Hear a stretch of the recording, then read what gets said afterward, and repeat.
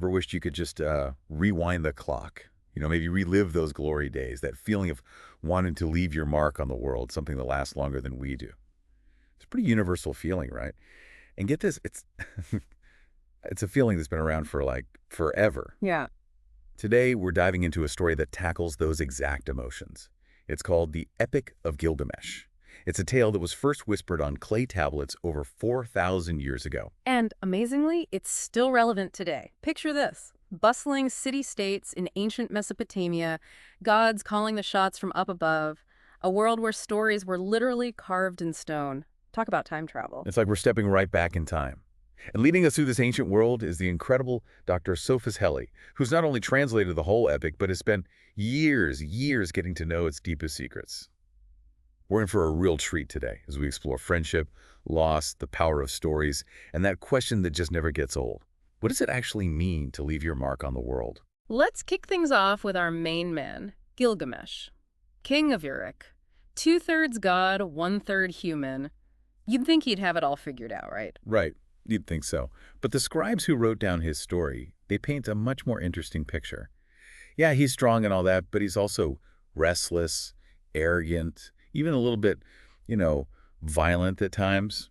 It's almost as if they were trying to tell us that even with divine blood running through your veins, being a good leader takes a little bit more than that. It really makes you think, doesn't it? The way they show Gilgamesh needing advice from wise folks to rule properly. It makes you wonder about the relationship between him and his advisors, maybe even the scribes themselves wanting to have a say in things. It's like looking at leaders we've seen in our own lives. Even the most powerful people, sometimes they need a little guidance, a fresh perspective, right? You got it. And speaking of fresh perspectives, let me introduce you to Enkidu. This guy was literally created by the gods to balance out Gilgamesh's wild side. He was raised by animals, a genuine wild man. Oh, and his journey to becoming civilized. It's one of the best parts of the story. It involves a 2-week, shall we say, encounter with Shamhat, a priestess of Ishtar, the goddess of love and war. This isn't just a typical love story. It's a huge change from nature to culture, blurring the lines between animal and human. And here's the thing. It reflects a big belief for the Mesopotamians. They saw sex as the foundation of humanity. Pretty different from how we think about it now, but it shows you how differently they saw the world. Definitely makes you stop and think, right? Now picture this. Gilgamesh and Enkidu, these two forces of nature going head-to-head at, of all places, a wedding. It's a wrestling match everyone's watching, showing off their strength. But there's something else there, like something deeper simmering beneath the surface. And the original text even uses some clever wordplay that hints at something more complex going on between them, more than just competition. It's this back and forth between opposites, the king and the wild man, the refined and the untamed. And from that clash, boom, a super strong bond is born. And what better way to test a bond like that than with a grand adventure? Gilgamesh, never one to sit still, proposes that they take on Humbaba, the scary guardian of the cedar forest. Now, we got to remember that in ancient Mesopotamia, resources were like gold. The cedar forest, with its giant trees, it was valuable in every way, practically and symbolically. Imagine how tempting that would be, the promise of riches and fame. Who could resist? It's like the ultimate challenge. And check out their motivations. Enkidu, he's hesitant at first, but then he gets pulled in by the idea of leaving a legacy, of making history. But Gilgamesh, it's that restless heart of his, always searching for a new thrill, a new story to tell. Don't you think we've all felt that pull sometime? That urge to prove ourselves, to leave our mark, even if we're not sure why? Totally. So off they go, leaving behind the comfort of Uruk. They journey into the cedar forest, which is described as this lively, almost magical place brimming with life. But as they go deeper, the way Humbaba is described starts to change. He's not just a monster, he's a protector, chosen by the gods to guard this sacred grove. And as the battle gets going, you can feel the tension. The heroes realize they have to take Humbaba down fast or they'll face the wrath of the gods. And then Humbaba begs for mercy. It makes you question everything. Who's the good guy? Who's the bad guy? Is their quest really justified? You start to wonder if the price of fame and glory is always worth it. Their win, though, isn't just their own doing. Shamash, the sun god, steps in to help them, fulfilling a prophecy made by, get this, Gilgamesh's own mom. And who do you think gets Shamash to act? His wife, Aya. Even in a world ruled by male heroes, it's the women working behind the scenes, shaping destiny. It definitely challenges our ideas about what a hero looks like, right? It shows that power can come from anywhere. Yeah. But this victory, it comes with a twist. Gilgamesh's fame reaches the ears of Ishtar, the goddess of love and war. And let me tell you, she is smitten. Imagine it. Gilgamesh, fresh off a win, standing tall. Ishtar comes to him, offering marriage and power. Any mortal king would jump at that, right? But Gilgamesh, bold as ever and maybe a little foolish, says no. And to add insult to injury, he lists all of Ishtar's past lovers and their, well, not so happy endings. Talk about a burn. He basically disrespects the goddess and her power. It's a power move for sure, but it shows how little he understands female power, and oh boy, does it set off a chain reaction. Ishtar, feeling rejected and angry, unleashes the bull of heaven on Uruk. We're talking about the constellation Taurus itself. Now that's how you hold a grudge. But of course, our heroes, always up for a challenge, confront this celestial beast. The battle is legendary, the whole city of Uruk hanging in the balance. They win, of course, and offer the bull's heart to Shamash. It's a big moment that marks a turning point in the story. We're shifting from victory to something darker, loss and defeat. This victory is the halfway point of the epic, and you can't deny the impact Enkidu has had on Gilgamesh. He's helped channel the king's energy away from destruction. They're a real team now. It's like that idea of opposites attracting and changing each other, which you see a lot in Mesopotamian literature. The wild man taming the king, the two becoming reflections of one another. But just as we settle into this new balance, the story throws us a curveball. Enkidu says these chilling words, "My friend, I have seen a dream." A dream that hangs over everything, like a storm cloud. What does it mean for Enkidu? And how will it affect Gilgamesh's search for purpose?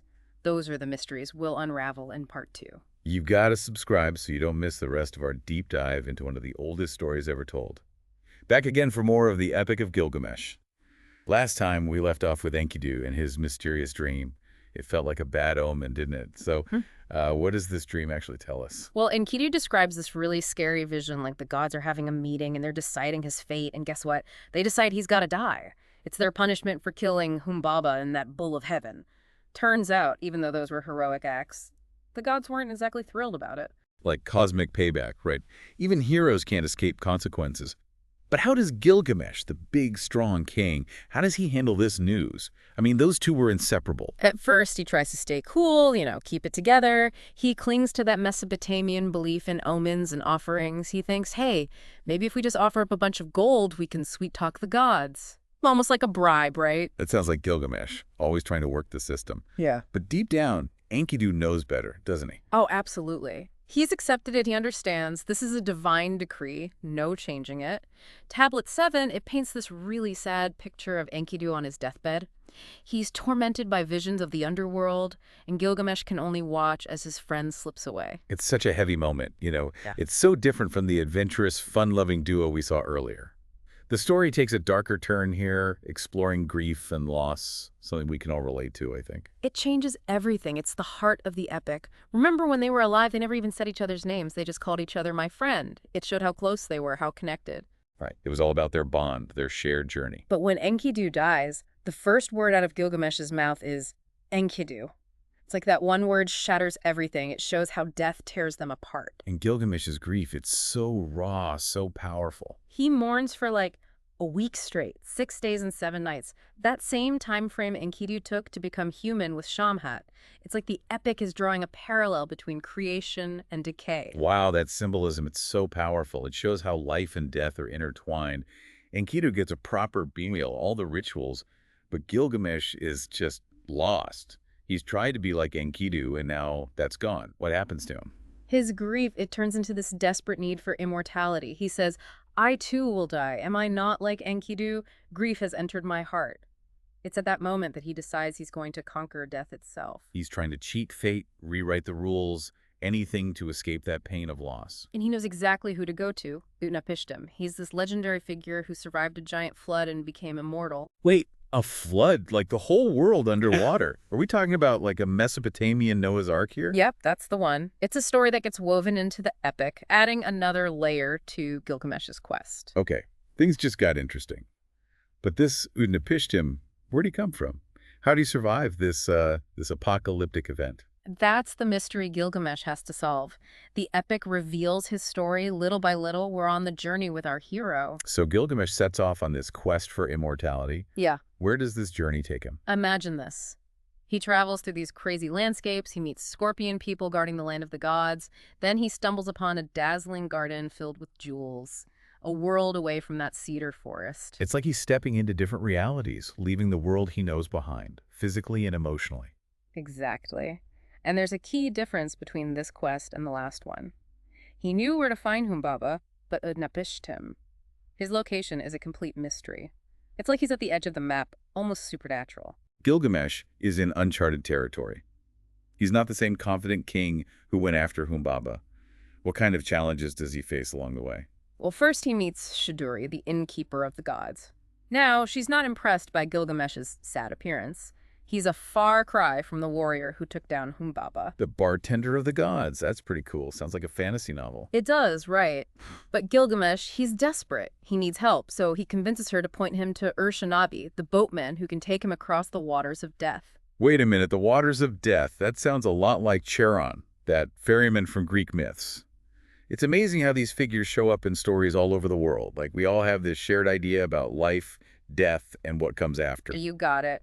To get across, Gilgamesh has to tell his story. First is Shiduri, then Ur-Shanabi, and finally to Utnapishtim himself. It's like a recurring theme, but there's a problem. Uh-oh, a problem. What is it?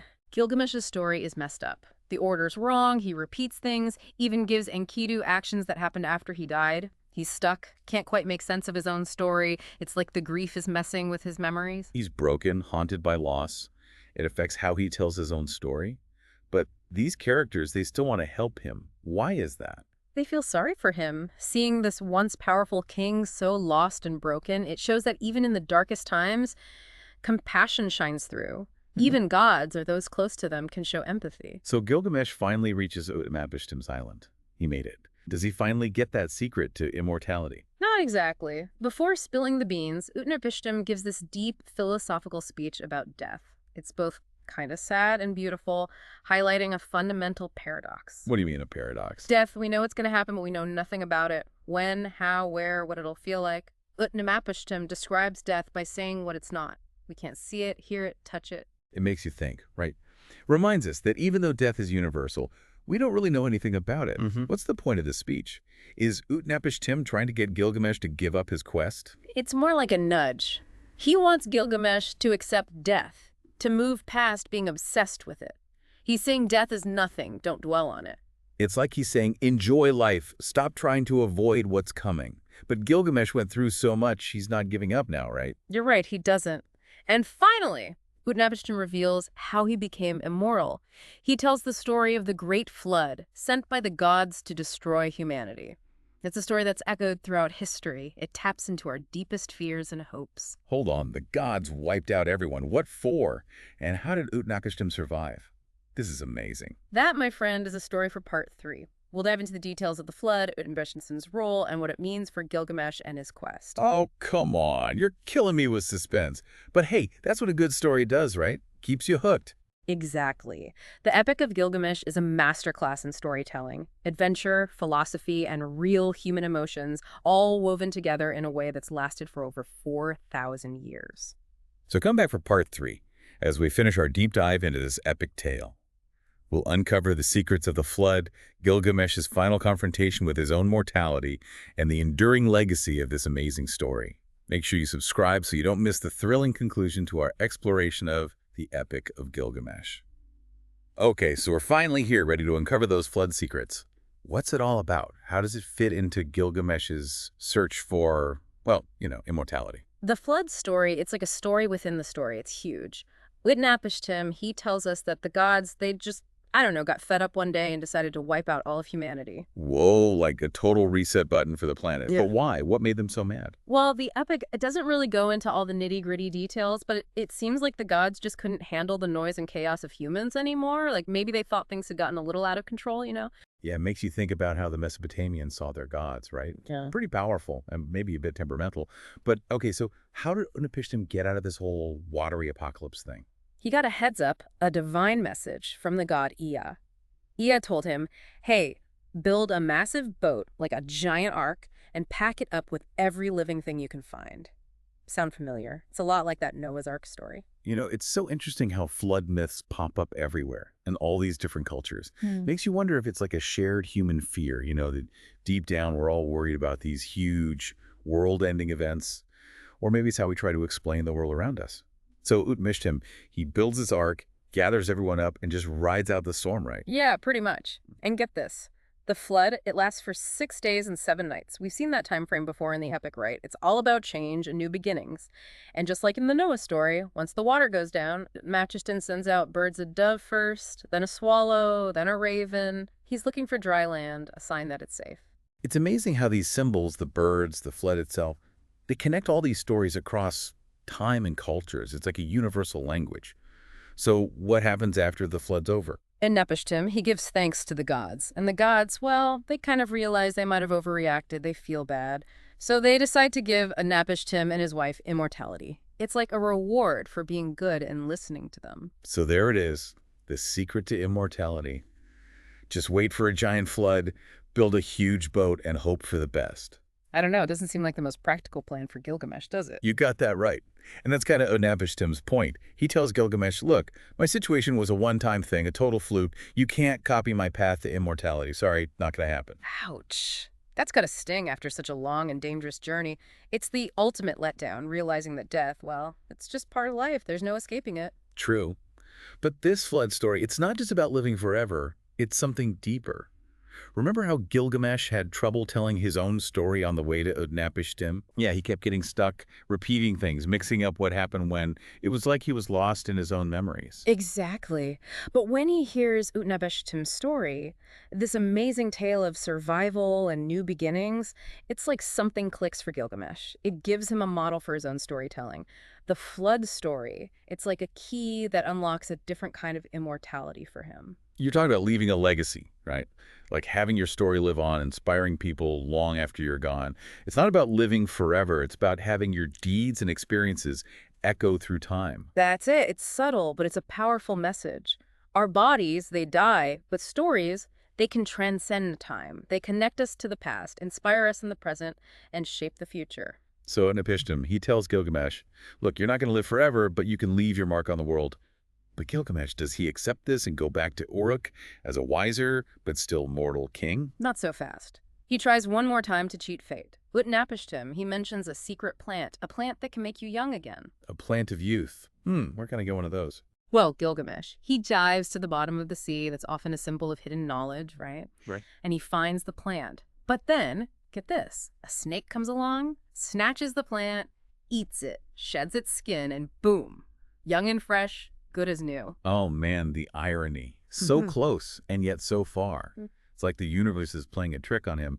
But even though he fails, even though he loses the plant, there's still something good that comes out of it, right? There is. See, by going to those depths, Gilgamesh gains wisdom. That's what he's been searching for all along. He might not escape death, but he gets something even more valuable. Understanding. He learns that true immortality isn't about never dying. It's about the stories we tell, the wisdom we share, the impact we have on others. He gets it.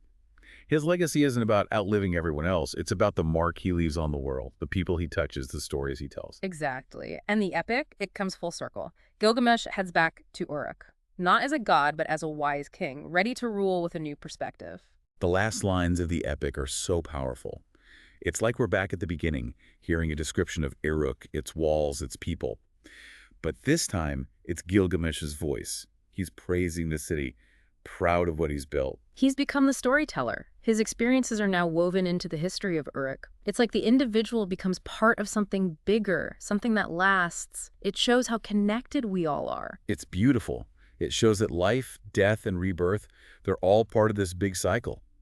Gilgamesh didn't beat death, but he found a way to live on through his story. The Epic of Gilgamesh, it reminds us that we all want to understand why we're here, what it means to live and die, and how to leave something behind that matters. It's a story that still speaks to us today. It tells us that even though we all die, there's beauty and meaning in the stories we tell and the connections we make. That wraps up our deep dive into the Epic of Gilgamesh. Hope you enjoyed this trip back to ancient Mesopotamia. Maybe you even learned something new about yourselves along the way. Until next time, Keep exploring, keep asking questions, and keep diving deep into those stories that help us understand ourselves and the world around us.